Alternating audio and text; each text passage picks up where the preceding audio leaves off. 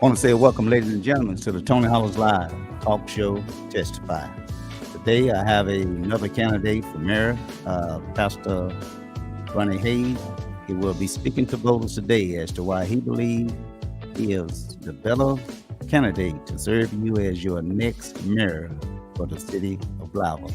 We also will piggyback on a letter that was written by Judge Shannon Langston, stating that City Councilwoman Barbara McAdoo, she is making some statements that is sort of misleading, that is getting into the public and maybe causing a bit of confusion. So we'll generally, speak on that.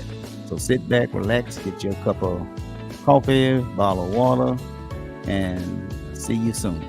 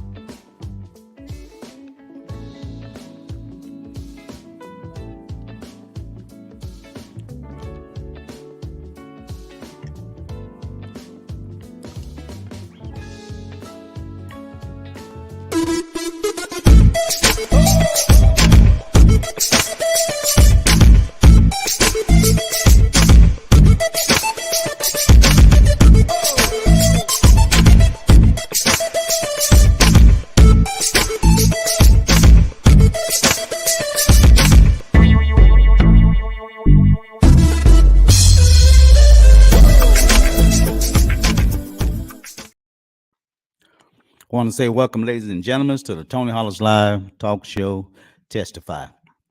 Today, we do have another candidate who's running for mayor. His name is Pastor Ronnie Hayse. He will be speaking with us today again to explain why he believes he's the better candidate to serve as our next mayor.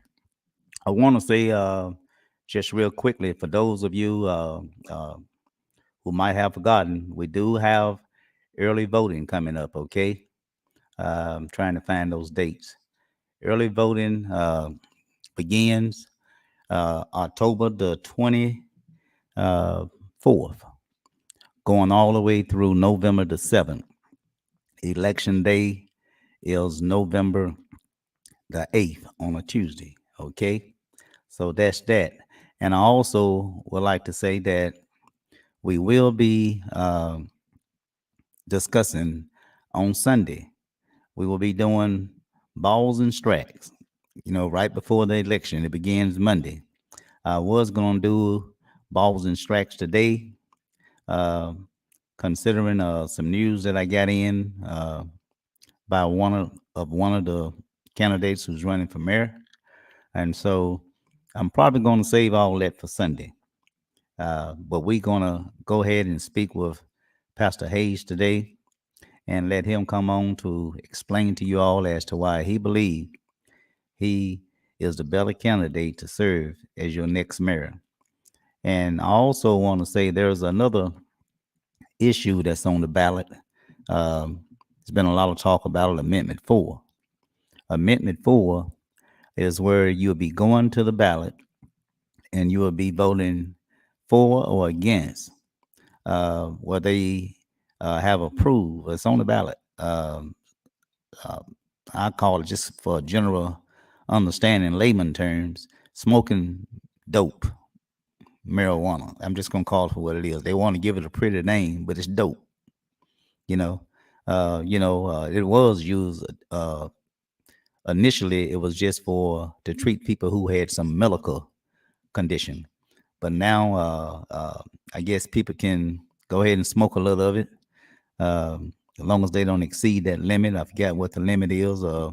So now it's for pleasure, I guess. But that's exactly what it is, dope.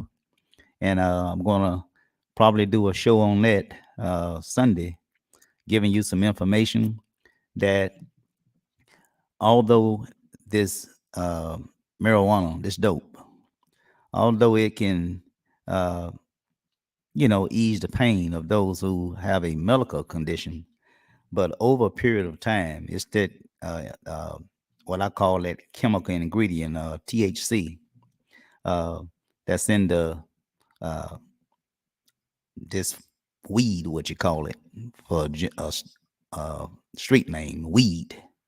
Um, but that's what give you your high, okay? And you're smoking that stuff. I'm talking medically now. I'll give you that information come Sunday. But the more you smoke this dope over a course of years, long term, that is, uh, it could have some medical effect on you. It could alter your brain in terms of your memory block, um, hallucinations, mental illness, or whatever you call it. I mean, so although it may be helping you in one regard, but over a period of years, smoking dope, marijuana, weed, however name you want to call it, uh, it will have some effect on you long term. That is all right. But anyway, I know my guest has a full plate himself. He has to be out of here shortly, so we're going to go ahead and bring my guest on, Pastor Ronnie Hayse, and let him go ahead and speak to you again, as I indicated, why he believes he's the next uh, man or candidate to serve as your next mayor for the city of Blytheville, Arkansas. So we're going to bring him on right now, okay? And so let's do that now. How you doing, Pastor Hayse? Can you hear me? Got to turn your volume on. You should. It look like you got your volume mute.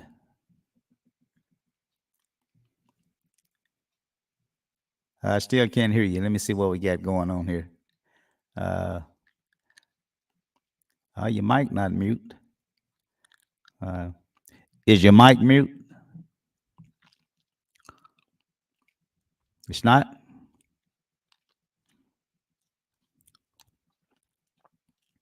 I don't know what's going on then.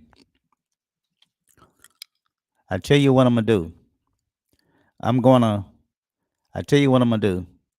I'm gonna send you another guest link. Okay. I'm gonna send you another guest link to your messenger. So go ahead and shut that down, and I'm gonna send you another guest link. Look like we got a conflict somewhere. So let me send you a message where, yeah, ladies and gentlemen, y'all give me a minute. I want to send my guest a message. Uh, okay, I think you heard me. Okay, so I'm finna send him another guest link right quick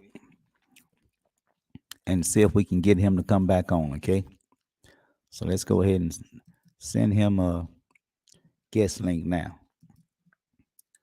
Okay, excuse me. Okay, here we go. Matter of fact, we was on earlier and everything was just fine. But we're gonna go ahead and try to get him back on right now. Go ahead and give it a name.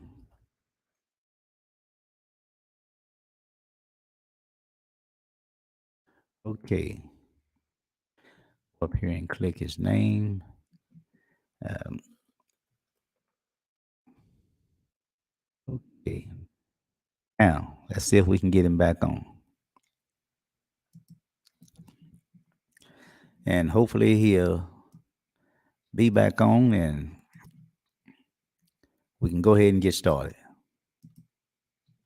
But again, while Pastor Hayse is coming on, uh, as I was on Amendment 4, that's the, oh, look like we got him back right now. Let's see if I can get him on, bring him on right now.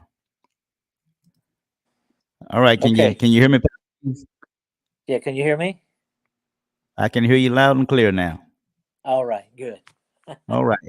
So again, I wanted the guest to go ahead and sit with us, to go ahead and allow you to go ahead and share a little bit about yourself. Um, I ain't gonna say most, but there have been some people that I've bumped into personally myself, and I'm pretty sure you have heard pretty much, some who say that they didn't know you and like to get to know a little bit more about you and how I uh, understand. you can make Blytheville turn the corner for the Right. betterment. And so I want to turn this over to you and let you go ahead and speak to the voters of Blytheville as to why you believe you are the next, uh, I mean, the candidate who will serve as our next mayor for the city of Blytheville. So floor is yours. All right. I just like to say hello, Blytheville, all the Uh-huh. citizens of Blytheville that are listening tonight. Thank you for the opportunity, Tony, for Oh, allowing no me to problem. be on your show. Uh-huh. And I just like to let everybody know I'm was born and raised in Memphis. Um, I moved to Blytheville. My wife and I moved to Blytheville 4 years ago to take a church here in Blytheville. Mm-hmm. And through the process of being here and part of the community, moving throughout the community, meeting people, getting to know more people, talking about the concerns, Mm-hmm. the issues of the city. Um, as time approached, as we get closer to the campaign, and everybody started campaigning for mayor, Uh-huh. the issues really started coming in. People really began to talk. Uh, I knock doors and talk to people knocking doors, and they share my concerns and about the one of the issues that was most concerned about was a crime issue. Another one was our school system, and another one was our streets and things like that, and business. Mm-hmm. And why are people leaving Blytheville? All these things begin to come about. I've learned more about Blytheville in the last 4 months than I have in the last 4 years. And Uh-huh. but through the process of the last 4 years, as a praying pastor, when the Lord sends you into a city to take a church, you begin to pray about the city and you begin to see the concerns and begin to see the needs. And so I just began to pray about this city, and the Lord had laid on my heart that He'd like for me to run as a leader of this city. And so I chose to run as the mayor, as a candidate for the mayor, because I Mm-hmm. felt like I could be a more benefit to this city than any other way. Even though I was a pastor, the greatest benefit I could be as a pastor. Uh-huh. I could say that all need to be met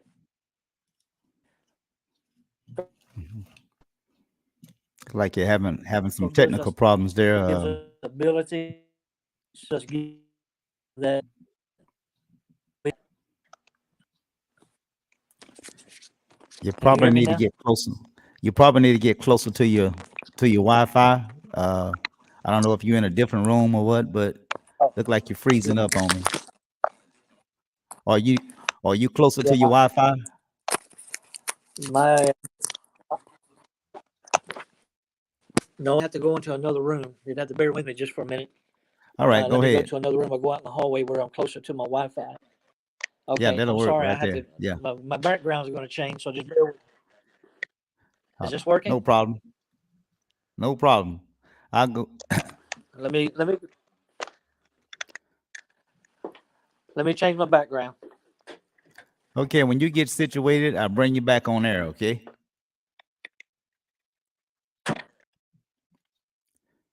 Well, ladies and gentlemen, we're gonna let Pastor Hayes go ahead and move closer to his Wi-Fi. Uh, we is the video is looking a little choppy.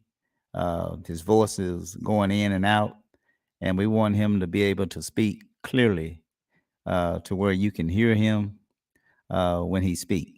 Okay, and so just as soon as I'm yet looking at him through my uh, I got him in my stage back room. He's yet setting up. So once I see him where he's stable and he's sitting down, that's where we will go back to him. But while we looking for him, I want to quickly show you something here. This is Pastor Hayes, uh, one of his cards or posters or whatever. Um, it's simply he has his name there, Pastor Ronnie Hayes for mayor, fresh vision, brighter Blytheville. He quoted a scripture verse, Proverbs 29 and 18, where there is no vision, the people perish. And of course, he also have his, these are issues that he's running on. I'm pretty sure he's going to speak to them and blow it up a little bit. I'm pretty sure he's going to speak on these issues. Uh, but it's after his last name. The H is uh, the H is for highway. Uh, the H is for highway and health infrastructure.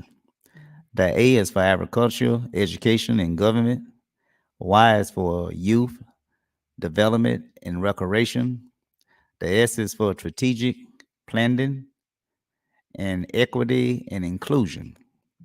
And his last initial, E, is for economic development. Again, fresh vision, brighter Blytheville. Um, paid for by his campaign. Okay. But anyway, we're gonna go back and see if Pastor Hayes done have himself situated now, and if so, we're gonna go ahead and see if we can bring him back on right now. Oops, that's something else. There, got to get out of that. That's the wrong thing. Okay, let me get out of that. Get rid of this. Okay, let me just get rid of something right here. Look like Pastor Hayes done got back situated there, and so we're going to allow him to come back on. Okay, let's bring him on now. Okay. All right. Better. All right. Look like we can hear you pretty good now. Okay, good. All right. So the Uh, floor is yours. You was beginning to tell us a little bit about you was as you run into people. I think you had mentioned something about crime, schools, things of that nature was a big concern, right. which pushed you to after listening. I guess it pushed you closer to make the decision to go ahead and enter the race. Yes. And so, Yes. but I'll go back to your banner whenever you want me to. I was showing your banners in terms of some of the things that you're running on, Yes, sir. using your last name or what have you. So anytime you want me to go back to your banner, I'll do that. Okay. Okay. All right. So again, the floor is yours. Okay. So anyway, I just want to give a little bit of background. I was born and raised in Memphis. I've got 45 years in the workforce. I got 40 years in the ministry, and I've started 3 churches. Been a part. I was a part of the founding pastor, assistant pastor of the church. We started back in 1995 in Rosemark, Tennessee. Uh-huh. And then I was the founding pastor of a church down in Holly Springs, Mississippi, around 2004. And then in 2012, the church that my wife and I were married in, she grew up in, I spent about 10 years under the pastor there.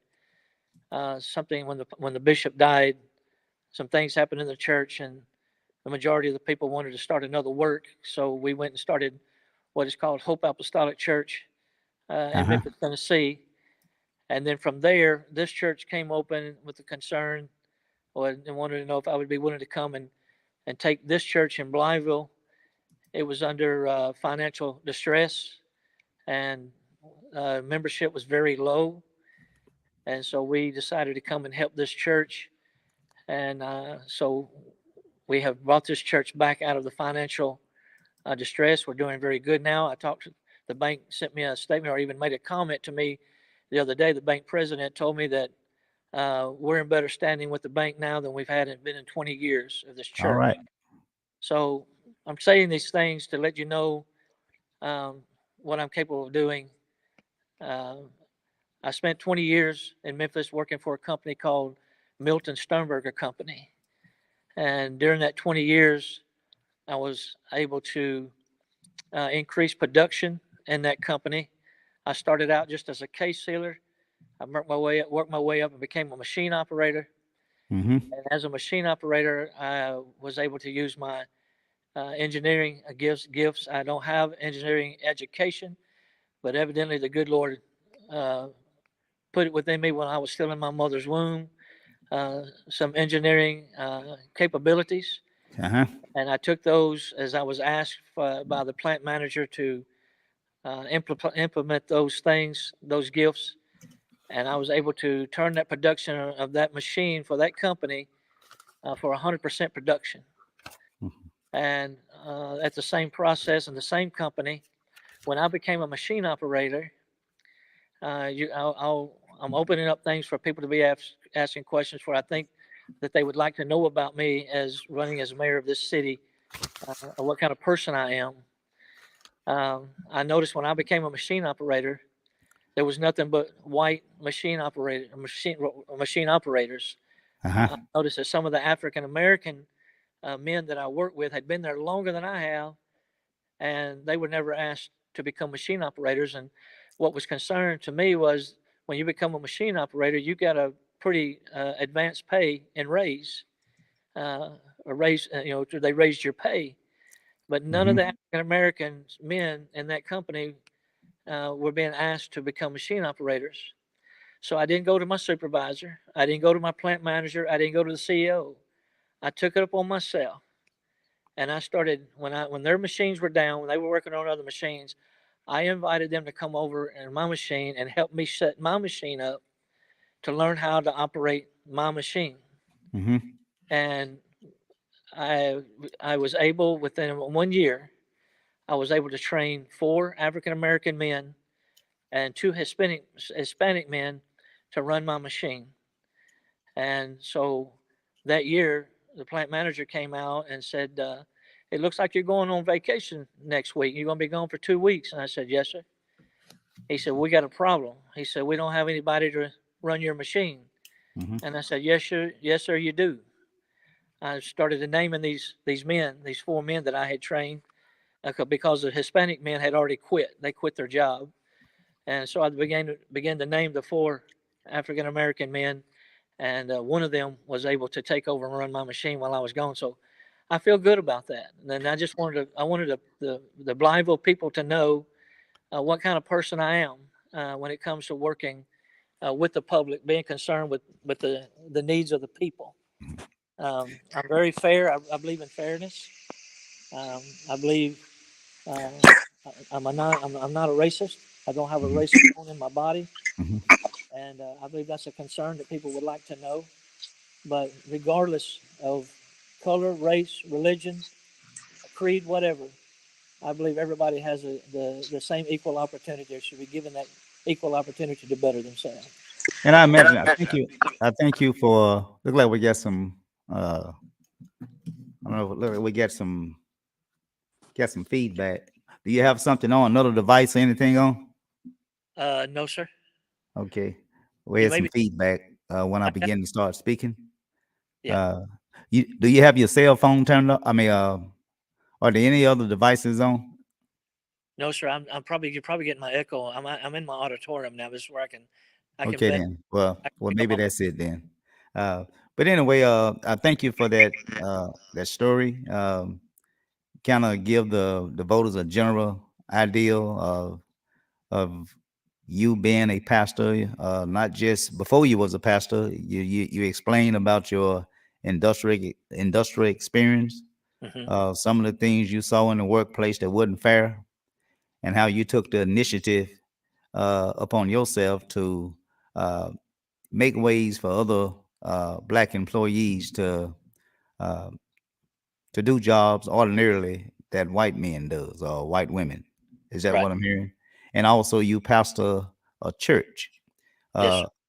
uh, a multiracial church, Right. and I imagine, well, I saw interracial or whatever. You know where I'm going with it. And Understand. so, uh, you ever had an opportunity to pastor both races, and so I guess you uh, is saying that you pretty much got uh, a good feel of exactly when you start talking about race tensions and whatever.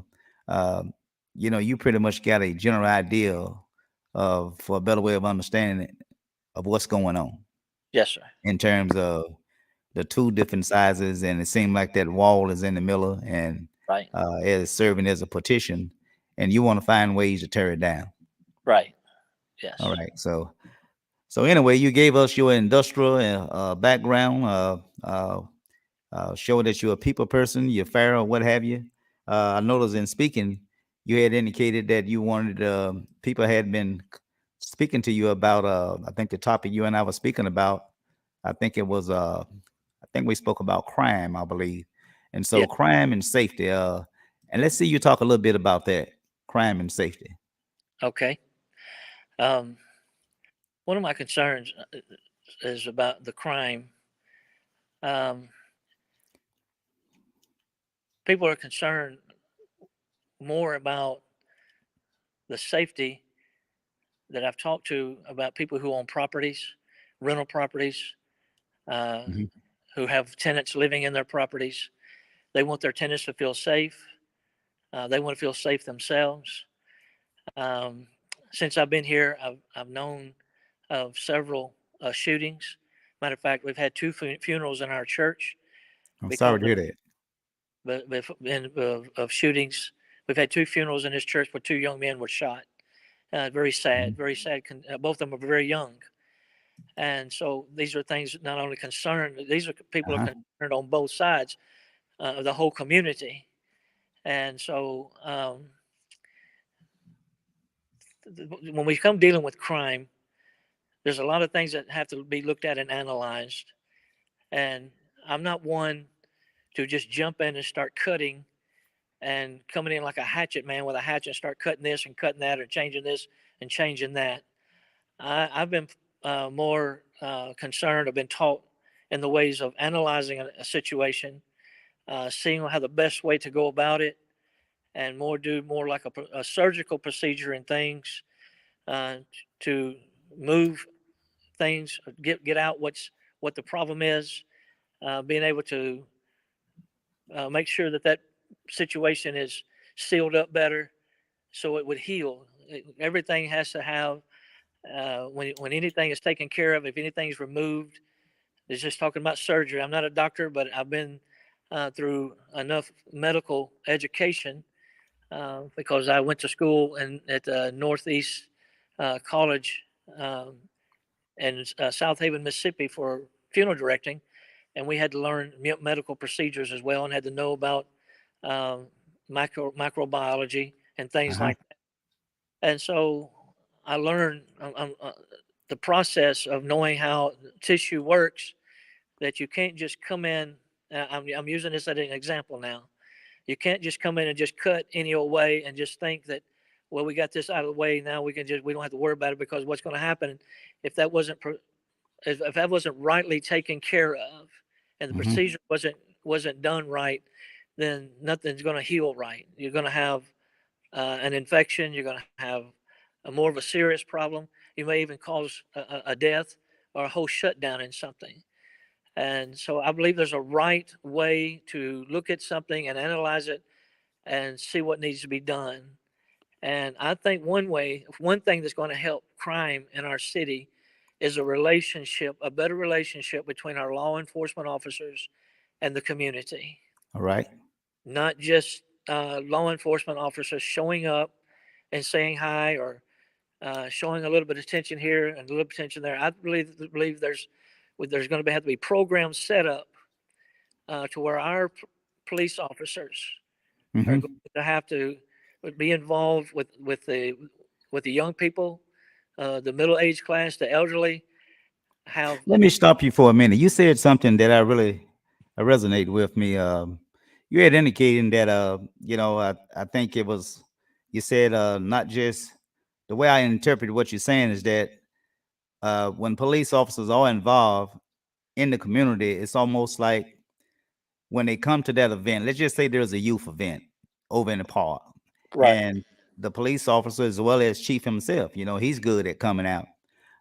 They do come out and they attend these functions, but it seemed like once the event is over, it's not an ongoing thing. And so, you as the next mayor, is that what I'm hearing? Is that you want to put in place a plan in terms of police and community better relationships, yes, uh, to where it's several, not just being a one-time thing, but it's something that it continue to go on throughout the year after yeah, year. And because I agree with you on that, because when police and the community have built a trust relationship, they see each other as partners. I think then that would be a plus. right, And when you see something, say something, you bring down crime. And so right. I really appreciate you alluding to that. Floor back. I didn't mean to interrupt you, but No, the I'm floor is glad you back did. yours. I'm glad you did. But there'd be multiple programs. It would just, I mean, following through, like you said, throughout the year, multiple things happening that would cause the community and the police officers, police force to come together to communicate, get involved in one another. You know, when you're as a pastor's point of view, when you look across your congregation and you're preaching about unity and family, Mhm, every member of my church, their children are my children. My mhm, children are their children. That's where love comes in. That's where respect comes in. Unifying, getting to know one another, better understanding one another. mhm. And so, as a mayor, I would like to have a police chief that's aware of the same things. When I look at this community, these children in this community are just like my children, Mhm. and my children are considered the community's children. We learn to respect one another. This is what will happen when you have these programs that would cause a community to come together, uh, with the police force, young people, middle age, you know, uh, whatever. It's going to be something I'm going to have to sit down and line out. But I know what I see. I just got to put it together, Okay. uh, for these And things to happen. go ahead. And so I believe that if we learn, I mentioned the other night that if Chick-fil-A can teach its employees to treat its customers with utmost respect because they're concerned about the customer, then I believe the police force can be taught how to talk to people and how to treat people, even though it may be in a different field. And I know that there's a lot of things on both sides Mhm. that need to be worked out. But if the police force is the leading force and the leading organization in the community, so they need to start showing examples of that first if they want the community to follow. Mhm. You know, and before we move on, just want to say this here as we're speaking on on leadership, police, and community relations, and I want to make this here perfectly clear. You know, there are those who may look at me as being anti-police, which I'm not. We need the police department. I'm not one of those persons Right. who is cheering on defund the police. No, I think defunding the police will actually cause more problems than what we have now. Okay, and so I am for police officers. It's just there's a few bad apples that need to be weeded out. In fact, I think the police department, they're long overdue in terms of being given their a raise from this police safety tax that we passed back here a few years ago. Yes. And now they just not beginning to get a little bit bites of the pie. And so I'm fighting for police officers in terms of pay. I'm Sure. also fighting for police officers in terms of how they are treated. Okay. Right. There's too much favoritism within the police department. You get guys that who is more favorable, or say inside the circle of the higher ranks, and so when a position come open, for the most part, is based on favoritism. That has to stop because it runs off good cops, and it also caused the police department to have a low morale, if you will, within the police department. And Right. so I am pro uh, police. It's just the fact I think leadership need to be worked on in that area, as Yes. well as you indicated, we need to have police officers coming together with the public and showing themselves as friends, showing themselves as servants, and not Yes. showing themselves as militant. I mean, that Right. right there is what have the community, with such disarray as we know it now. Right. Uh, from the various things we have seen. So we'll close on that. Unless you want to piggyback on it, we'll just move to the next topic. We Okay. got about we don't have any. Oh, we got time. But let me ask you a question before I turn it back over to you. Okay. Do you think that for a city that got less than 13,000 people, or let's just top it off, 13,000. At one point, Blytheville used to be probably somewhat similar to the population of Jonesboro. All Uh-huh. right. We was probably right at 17, 18,000 at one point, probably close to 20, which now we don't dwindle down to 13,000. But the one thing that have not changed very much within the police department is the budget. And I'm like, at one point we had probably between, I don't know, probably close to 40 police officers, but not more, 40, 45. And we're yet operating on the same budget today as we did having 45 officers, and we got less officers now, but we still, the budget continue to increase. I'm not a math major, but I think I know two and two don't equal five. Right. And so what do you see in terms of when you come in? Do you think that we need to be looking at the budget a lot bit more and trying to say erase things in terms of our needs versus our pleasures? And so if we can just Most. speak on that budget for a minute as it comes to the not just the police department, there's other areas also have a high budget, like our golf course. You know, Yes. we yet spending between probably close to $500,000 a year on that golf course, but we're not reaping any dividends. I'm not saying shut down the golf course, but we need to find a way that's going to be productive in terms of not going to continue to drain the city financially. So if you can just speak in that regard as to the budget. Most definitely. First of all, Yes, do you sir. think there need to be an audit when you come in? Yes. I would like that. That would be a good thing. I would look into that, is to have an audit to find out where our budget stands. I was asked in the last debate from it's the uh, I can't think of my goodness, Chamber of Commerce. I'm sorry. All right. I had the debate here last week, and one of the questions was dealing with, do you feel like the budget is set up Mm. to be inadequate enough to meet the city needs? And my answer was no. It Okay. definitely isn't. I mean, you can look around and see that that it's Mhm. not, the budget's not there to adequately balance. Somebody said it was balanced, and I said, well, it can be balanced, but that don't mean it's adequate. Thank you. It I, all, I, it I all like depends, that answer too. I like that you know, answer. it all depends on where you balance, how you balance it, how you, what were you looking at when you balanced it, what Thank were you you. in favor of. Right.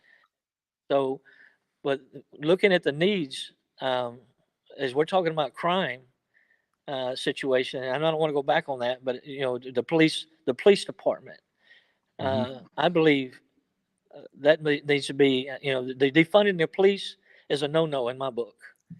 I Okay. mean, I believe they need to be greater funded, but I believe that funding needs to go to better training, greater training. I even Hmm. mentioned to some people that we were discussing here a while back that I would love to see a state of the art, top notch police academy here in Hmm. Blytheville, as well as a fire academy, not Hmm. only for our firemen and our policemen, but for the surrounding areas. And that way that it would give an uplift. It would cause our officers to feel more more important about what they're doing. I think sometimes the officers feel like, man, we're sitting here in Blytheville, people don't think much of us. And Hmm. well, again, if we set up these programs where you can get more involved in, and we start having programs and classes and training to better help you, I believe that's all going to change in just within a year. Just real quickly before I go to my board, look like I got people got questions or statements over here. Okay. Hold on, viewers. I'll be with you shortly. Um, I want to ask you something. You were, as you were speaking, on the budget, this, that, and the other. Um, as it relates to police officers, you know, I was speaking in terms of them not being treated fairly.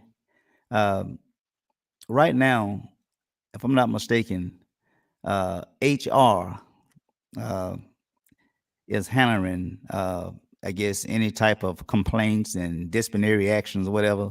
Whereas in past time, we had the Civil Service Commission. That something was, I guess, the jury, if you will, for police officers who maybe had some grievances against the department or whatever. They don't have that now. And when they got rid of the Civil Service um, uh, Commission Board, um, they actually turned it over to the city council and they turned it over to the mayor. They became the judge and jury. Okay. But now all of a sudden they wash their hands of it and they turn it over to HR. HR, in past times, even Miss Julie Andrew, when she was serving as the HR director, discipline regular employees is totally different than discipline police and fire because it's two different professions. You follow me? Right. And Right. so I don't know how much experience or education that these HR people have when it comes to uh, disciplinary complaints or what have you as it relates to police and fire. And I don't think that need to be with H&R, just my opinion. So if you become mayor, would you uh, take it back to where it should be, which is having the council and the mayor, because they don't get rid of the Civil Service Commission Yeah. board, excuse me. Should the council and the mayor hear these complaints when it comes to police officers? I do. Um, I can see that. They should be sharing that, be knowing, know about it and deal with that. Mhm. But I would also would recommend or would like to see a board set up with law enforcement professionals, a board, a committee set up that would take care of these issues, would hear these issues, and present them with the court, issues that need to be handled instead of the mayor and the city council being the judge and jury, so to speak, or Uh-huh. you called it something a while ago. Would you said something about the mayor and the council was Uh, um, well, actually, you pretty much called it right. I'd say that they was going to be somewhat the judge and jury, or the one that sit in to hear the grievances and the complaints yeah, or what have you. right. Um, Well, yeah. So it would be better, in my point of view, would be better to have law enforcement professionals, even those who have been in it, maybe even retired, bring Okay. them back, put them on a board, and bring these issues before them, and let them analyze these things and negotiate how they feel like they need to be handled. And Okay. it would have to be a situation also. There had to be the attorneys and the court would also have to be involved in these issues as well. Okay. I got a question came in, and then I'm going to my board after this question. I'm going to my board. I Okay. got a question that came in last week. I promised this lady that I would ask the question of the candidates as I bring on. Um, but this is her question. Her name is Miss Cody Brooks Parent. Um, I'm pretty sure you know Miss Cody Parent, Yeah. uh, the councilman parent wife, Yes. um, Matt Parent. But anyway, she got a question. She said, "I would like to submit a question for the two Blava mayors, candidates for Tuesday, if you are taking any." I guess she said two Blava mayor candidates. She said, "What do you feel has been your greatest accomplishment since your time on the city council?" So that wouldn't be for you. I guess she's talking to all those candidates. I think it's Councilman Mayberry, Councilman Musgrave, and Councilwoman Brothers. And of Yes. course, you got Miss Melissa Logan. Miss Melissa Logan worked within, uh, the mayor administration. But Right. and so that question wouldn't fit for you. Then she got a follow up. She said, "Can you give any statistics or clear impact examples of how that accomplishment has improved our community?"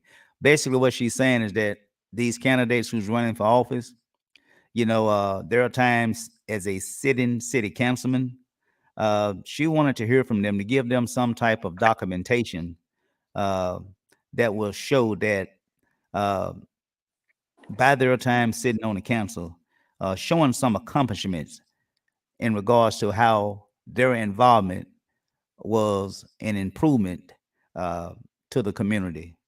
Yes. And so that's basically the question that she had. Um, she was wanting to ask those city councilmen who's um, running for the mayoral seat, uh, what have they done or not done, or what can they do differently that they have or have not done that they could do if they should become fortunate enough to serve as our next mayor. I But understand. let me go to my board and get some of these the guests in. We almost at the hour. Um, we just got let's just someone speaking there. Uh, got Miss Kathy Anderson speaking. We got Miss Helen Jones. Good evening, Brother Tony Hollis. They speaking. Uh, Miss Luster, she's speaking. Trying to find this question here. Okay, we got Miss Faye Anderson. She got a, I guess she making a statement. She say taking drug tests too. Uh, we talked about, at least I did. We brought up drug testing. We spend a lot of money purchasing police cars. I mean, a lot of money. Yes. And I'm pretty sure you have witnessed since the time you've been here to where we don't damage a lot of police cars. We just had a recent uh, officer who pretty much wrecked up one of the cruisers pretty bad. And so, just like any job, when you have an accident on the job, my job as well that I used to work, when you have an accident, mostly you are required to take a drug test. So when the officers Right. have an accident that's either a safety to themselves or safety to the public, uh, uh, traffic or whatever, shouldn't they take a drug test?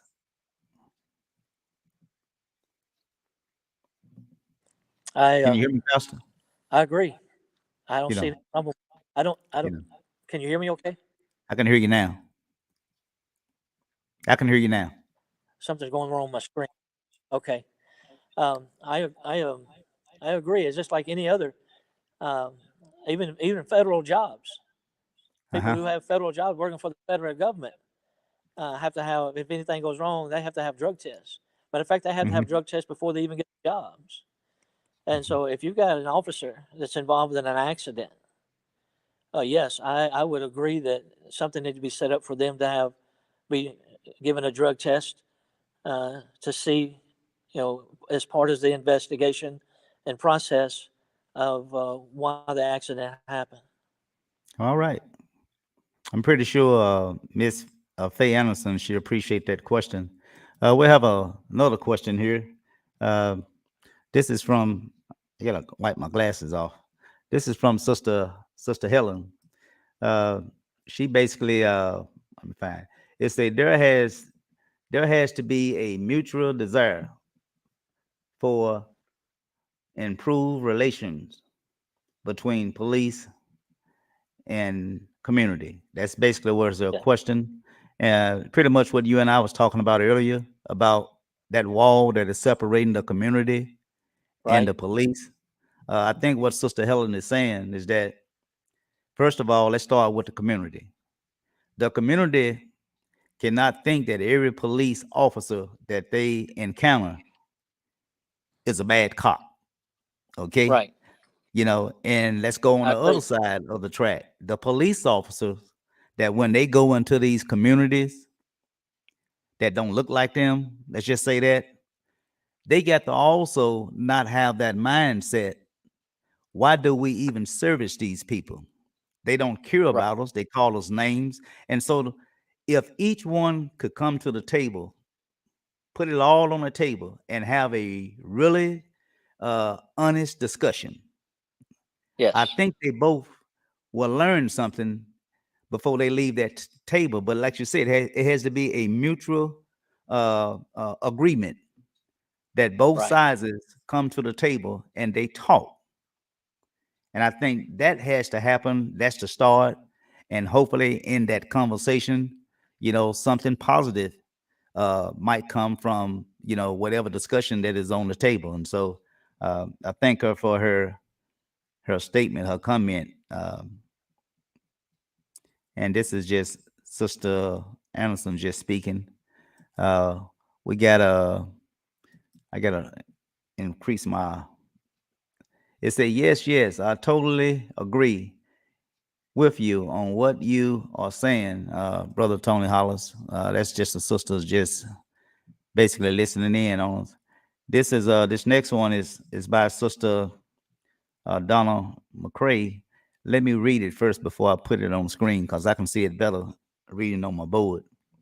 It say they need PAL, PAL, which means Police Athletic Activities League, and national and basketball cops.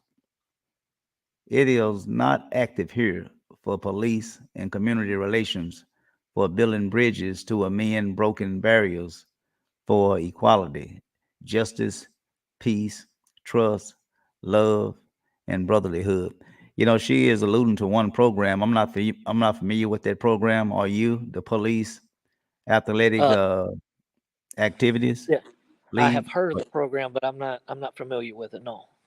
Is that a pretty Uh, good program that will benefit, uh, say, the community and the police department? Would it help build a relationship? I guess what we're talking about, building uh, relationships.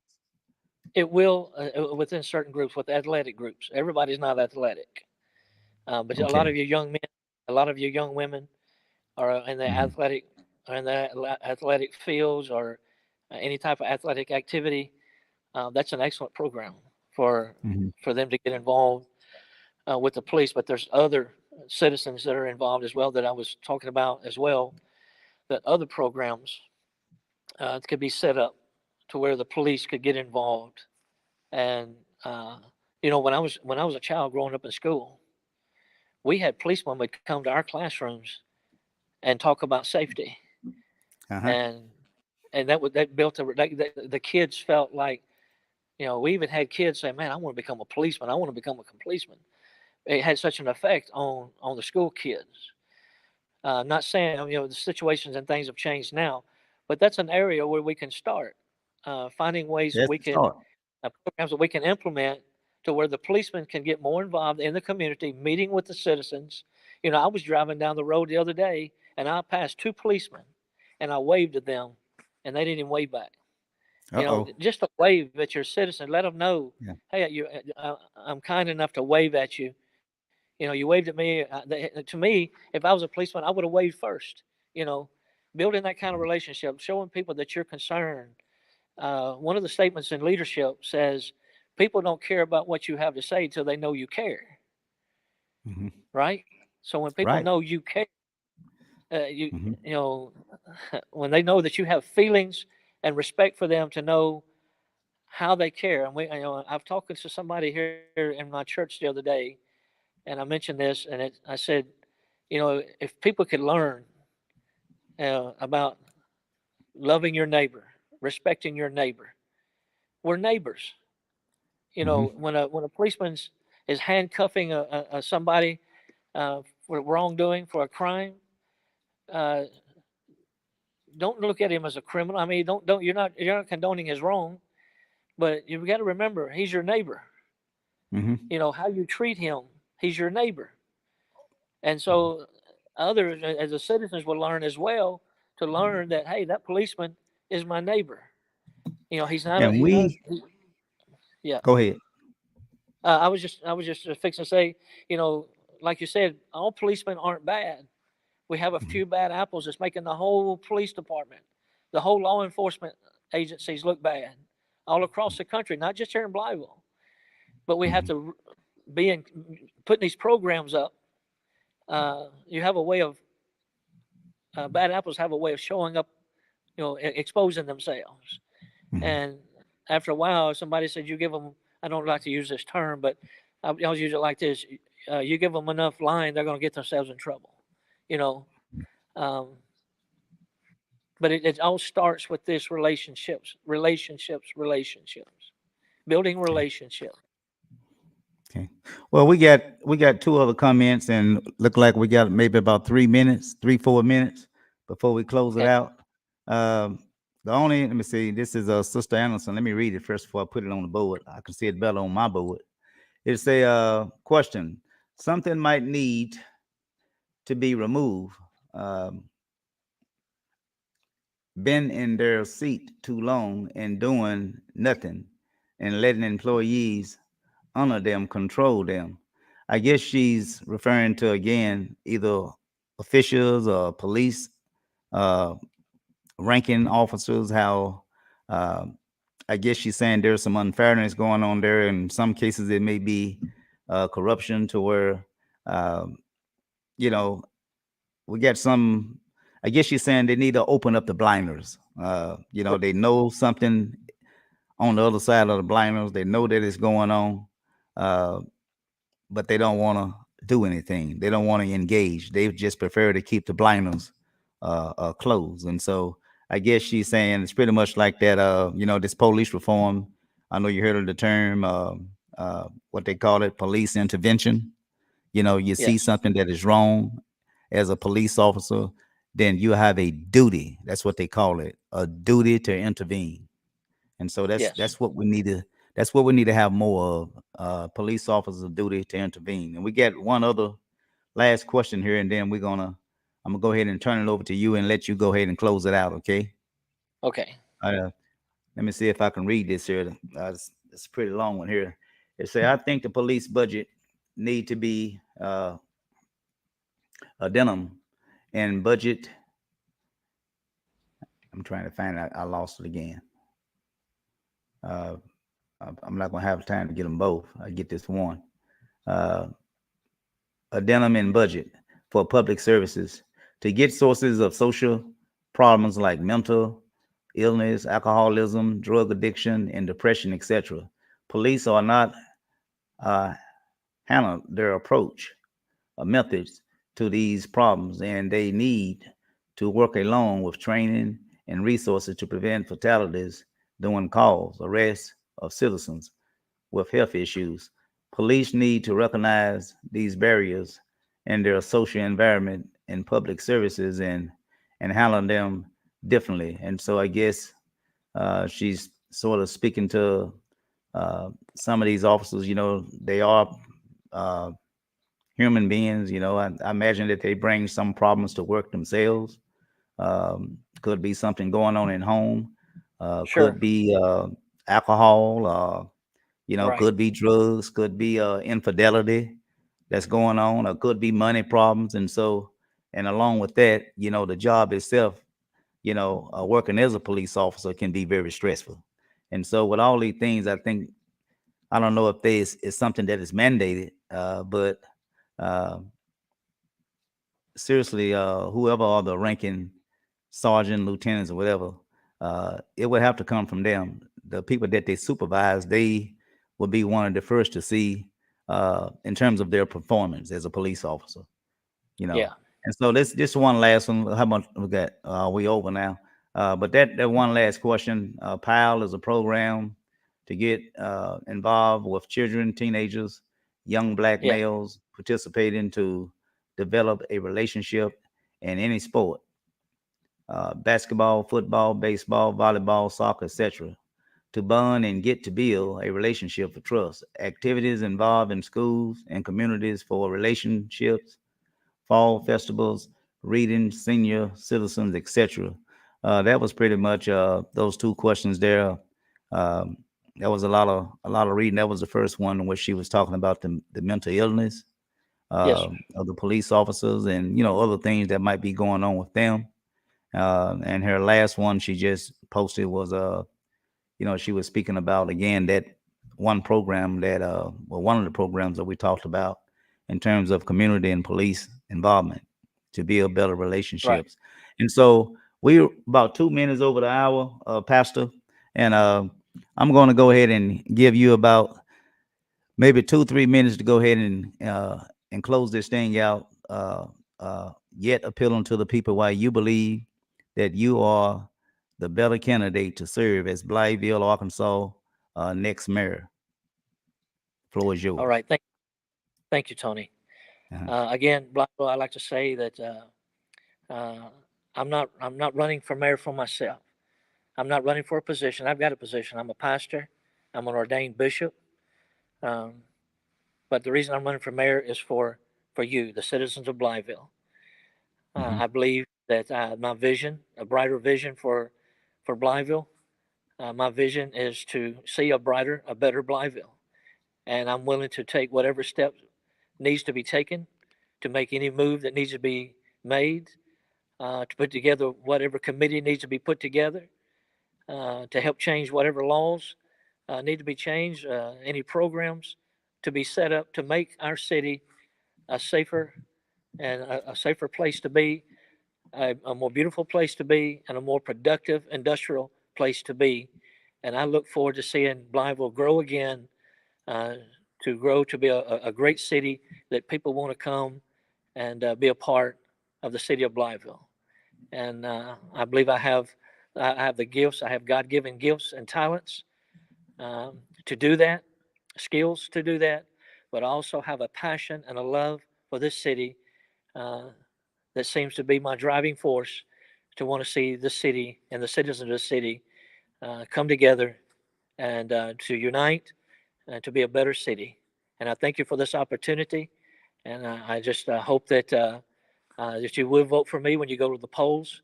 Look for Ronnie Hayse and vote for me because I truly have a vision for us to be a great city. I thank you so much. Well, okay, Pastor Hayes, and again, don't be a stranger. Regardless of how things turn out, for this mayor race that you're running for, look like Yes, we are building relationships now. What I'm saying, and so let's keep it going.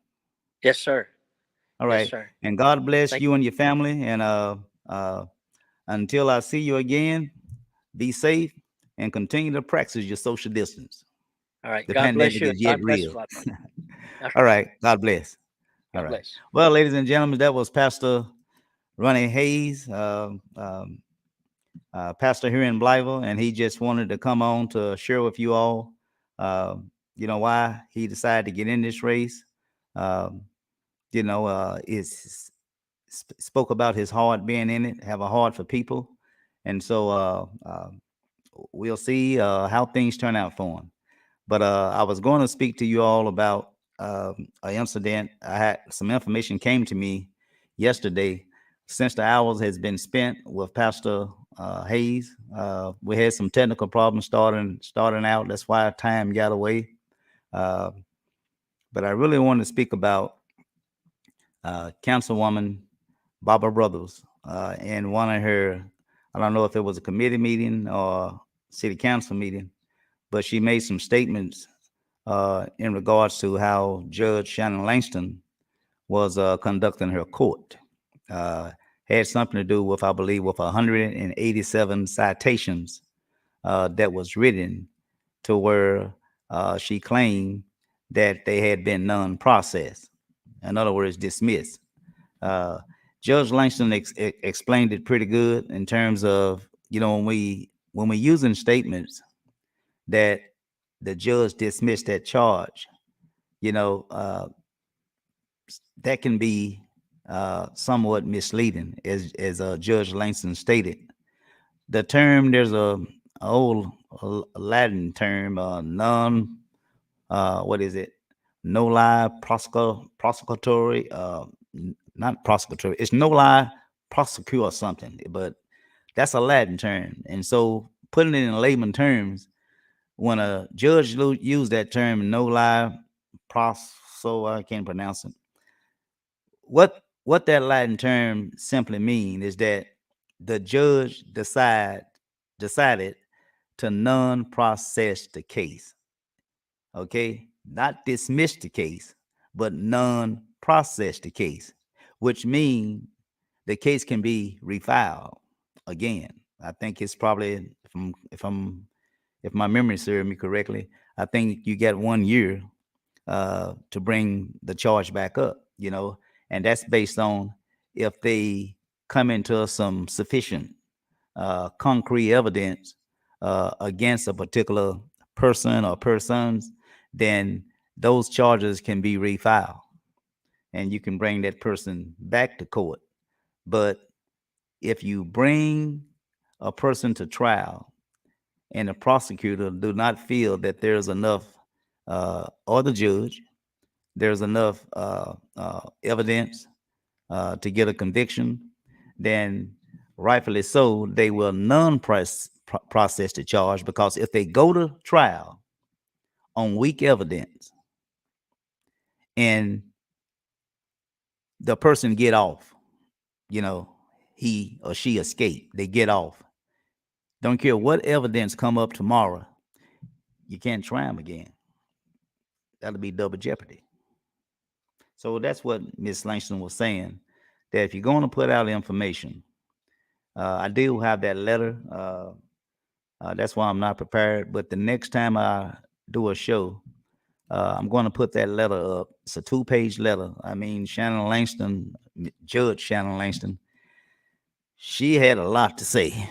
That's putting it mildly. A 2-page letter that she wrote to the council and the mayor. In so many words, I kind of dressed it up a little bit. I said that she called Councilwoman Barbara Brothers a lie. Well, basically, if you accuse somebody of telling something false or misleading, it ain't but one way. The truth is the truth, and a lie is a lie. There is no middle ground. You either gonna tell the truth or you're telling a lie. That's why I said that Municipal Judge Shannon Langston called it Councilwoman Barbara Brothers called her a lie. But it's one thing that Councilwoman Barbara Brothers has to stop doing. She got to quit being all over the map. She's everywhere. You know, she is everywhere and in everybody's business.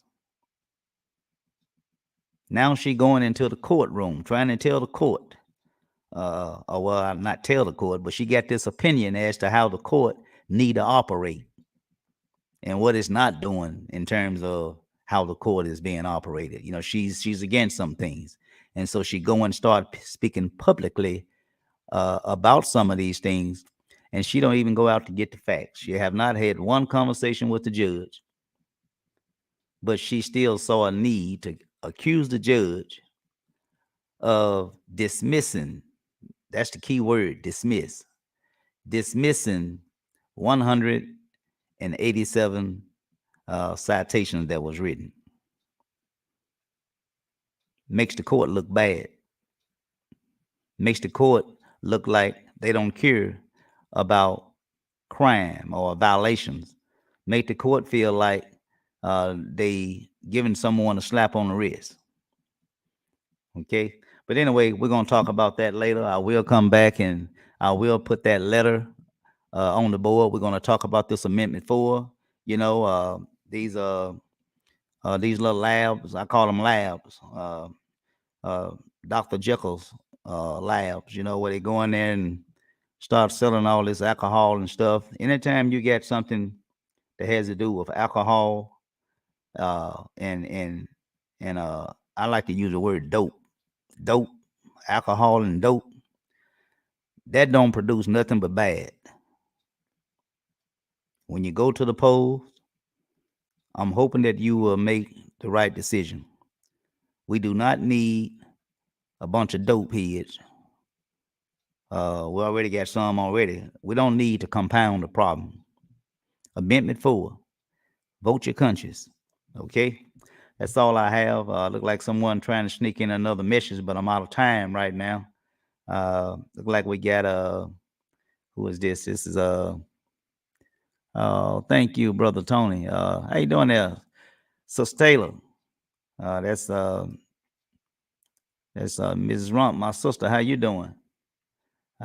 We have this Sister Dunn. Is this Sister Dunn? Thank you for all you do. Thank you for all you're doing. As informed. Well, thank you, Sister Dunn. Y'all, I want to speak about Sister Dunn before I get off. I got to get Sister Dunn. I got one more month for my show. I normally shut down around the holidays. Right after, I'm gonna take a break in December for holiday, Thanksgiving, and I'm gonna take right after Christmas or approaching Christmas. I'm shutting down, and I won't come back up until March. You know, December is always where I shut down for about 3 months. Got to be the end of that season, so we got one more month. But I want to try to bring on Sister Virginia Dunn. I made a statement back here. I don't know, 4 years ago, if not more, that Sister Dunn, that the county jail had not hired a lady deputy or what have you. I'm wrong. I was told that Sister Dunn was one of the probably the only black lady cop. I don't know if they have had any women deputies at the Mississippi County Detention Center. But Sister Dunn was the first African American that was told to me by some people. But the State Department, as well as some men in some of the officers in the Mississippi County Jail, they disputed that, and so I didn't know what to believe. After calling the people in Little Rock, they didn't have any record of it. But nevertheless, when Sister Dunn made her case, you hear me? When Sister Dunn made her case, and her words that she used, and I quote unquote, Sister Dunn say, it's in the book. Those were her words. It's in the book. 3 little words. It's in the book. In other words, Sister Dunn was telling Tony Hollis, don't take my word. Read it, Brother Hollis. It's in the book. So I did read it, Sister Dunn, and you was right. It's in the book.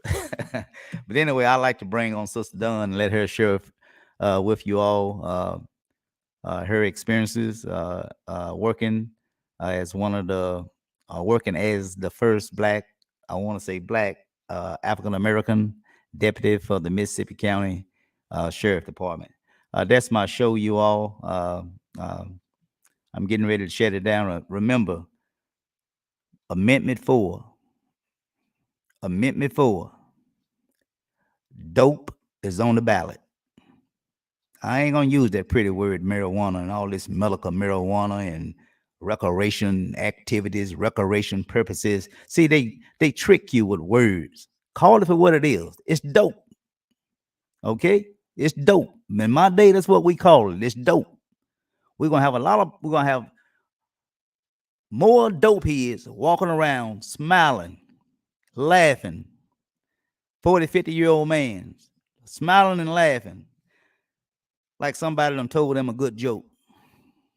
The thing is, nobody talking to them and nothing funny. That's all I have, ladies and gentlemen. Y'all catch me sometime this week, special broadcast again. So I want to say peace and love. Who was got another comment? That would be awesome. I love Mrs. Dunn. Mrs. Dunn, they throwing that love at you. Yes, she's a strong sister too. I tell you, a strong mother. Sister Dunn, that is. We used to be church members down in Osceola, the old Solomon Temple. But anyway, ladies and gentlemen, that's my show. I want to say you all, please, again, I want you all to share this video. In fact, share all my videos, and we will be coming back probably sometime this week, letting you all talk to, I had that too loud, talk to you all about what the candidates should do versus what they're not doing or are doing now. All right. So you catch me next week. All right. Peace and love. God bless and good night.